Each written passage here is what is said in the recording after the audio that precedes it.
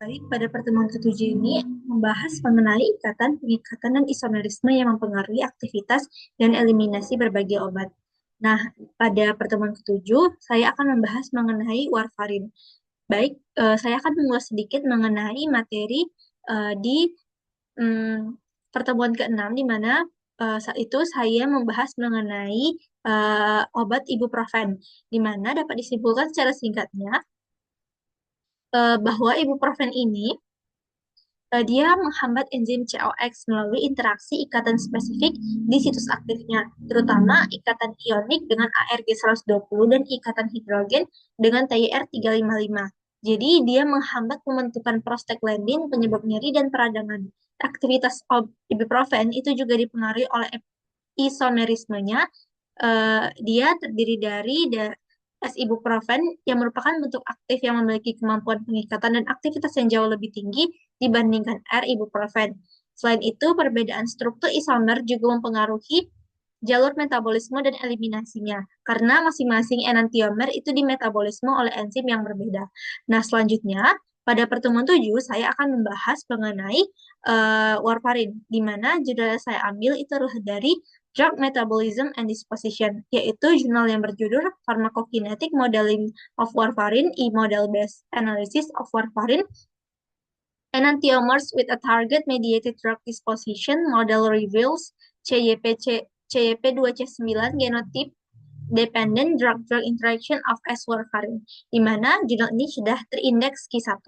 Dalam jurnal tersebut disebutkan bahwa warfarin itu adalah antikoagulan oral yang banyak digunakan di seluruh dunia, dan dia sangat efektif dalam mencegah stroke dan kejadian tromboembolik lainnya pada pasien. Nah, rumusan masalah yang saya ambil itu adalah bagaimana perbedaan struktur enantiomer mempengaruhi afinitas pengikatan dan potensi aktivitas warfarin. Nah, selanjutnya pada jurnal utama tersebut berisi warfarin itu diberikan secara oral sebagai campuran racemic R dan S warfarin dengan rasio molar 1:1. Nah, setelah pemberian oral, enantiomer warfarin ini mengalami penyerapan cepat dan hampir sepenuhnya bioavailabilitas. Nah, meskipun kedua enantiomer memiliki aktivitas farmakologis, S warfarin itu jauh lebih poten dibandingkan R warfarin. Warfarin itu juga dieliminasi terutama melalui metabolisme hati dengan ekskresi urin yang dapat diabaikan. Nah, berbagai enzim sitokrom seperti P450CYP itu terlibat dalam eliminasi R dan S warfarin untuk membentuk beberapa metabolit monohidroksilasi. S-warfarin itu terutama dimetabolisme oleh CYP2C9. Nah, sedangkan R-warfarin itu dimetabolisme berbagai jalur melalui metabolisme, yaitu isoform CYP seperti CYP1A2, CYP2C19, dan CYP3A4.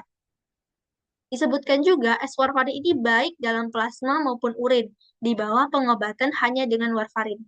Dengan jelas, itu menunjukkan eliminasi obat yang bergantung pada genotipe CYP2C9. Nah, sedangkan R warfarin ini bergantung pada genotipe CYP2C9 juga.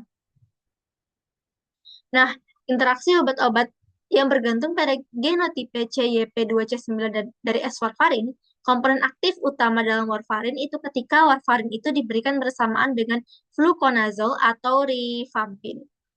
Nah, pada jurnal pembanding, yaitu jurnal dari Pharmaceutics yang berjudul Simulation, Characterization, and Determination of Warfarin and its Hydroxylation Metabolites in Red Plasma by Chiral Liquid Chromatography Tandem Mass Spectrometry, di mana jurnal ini juga sudah terindeks Q1. Dalam jurnal tersebut disebutkan bahwa S-warfarin itu adalah penghambat kompleks reduktase epoksida vitamin K yang 3-5 kali lebih kuat daripada warfarin.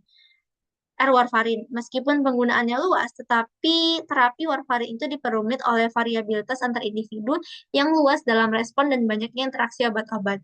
Nah, kemampuan yang tidak dapat diprediksi ini sebagian besar disebabkan oleh metabolisme obat, karena warfarin itu mengalami metabolisme hati yang ekstensif menjadi metabolit yang kurang aktif atau tidak aktif. Nah, dapat dilihat bahwa struktur dari S-warfarin ini adalah yang terlampir pada gambar, dan yang struktur dari R-warfarin ini adalah seperti ini. Dalam jurnal pembanding lainnya, yaitu jurnal dari Blood Advances, yang berjudul Competitive Type Binding Inhibition of VKORC1 underlines warfarin dosage variation and antidotal efficacy, di mana jurnal ini sudah terindeksi 1 juga. Disebutkan bahwa pengendalian dosis warfarin itu adalah komplikasi utama dalam terapi antikoagulasi dan overdosis dan dapat diatasi dengan antidot vitamin K. Meningkatkan manajemen dosis dan efektivitas antidot itu membutuhkan pemahaman mekanistik, di mana efek prediktor utama dosis warfarin, yaitu SNP 21639GA, itu mengikuti korelasi umum bahwa konsentrasi penghambatan 50% warfarin itu menurun seiring dengan peningkatan kadar vitamin K epoksida reduktase VKORC1 dalam sel yang menunjukkan penghambatan stoikiometrik. Warfarin ini adalah inhibitor kompetitif yang mengikat VKORC1 dengan kuat dan menghambat pada konsentrasi stoikiometrik 1:1. Nah, sedangkan melebihi kadar VKORC1 itu akan menimbulkan overdosis warfarin. Oleh karena itu, pengendalian dosis harus menggunakan kadar VKORC1 sebagai indikator utama, dan antidot yang lebih baik dapat dirancang berdasarkan kompetisinya dengan warfarin.